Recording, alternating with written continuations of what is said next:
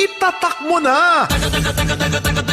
Yes, magkakasama brand new year, sa brand new radio set, magkakasama para sa DXDC Arimen Davao. O siyempre, alang sa ato magkasuking tigpaminaw. Dito magkakasama sa may carpenter. Agdawning atong sunod sa Davao, Barangay Leon Garcia, Gyapon. At ay suking at tigpaminaw din pero sa nasayra na to, naputol lang yan papaminaw. Kaya na ba yung radyo? Muna karon magkakasama siya atong misyonan. Yan na magkakasama. Ayo! Yan na yun, ha? Tagbalay. Maayong adlaw! Ayong adlaw po, Sir Irene, ma'am. Diri gawas diri para makita na sa ato ang kamera. Si kasamang Jay Tobiano. si kasamang Jay Tobiano. Kasamang Jay. Wala gyud gimingaw na gyud kas mga drama balita sa DXDC. Imingaw, nagyog ko, sir. Kay wana gyud ko, dugay, nagyog ko na. Kapaminaw, kay naguba na gyud ako radyo in town.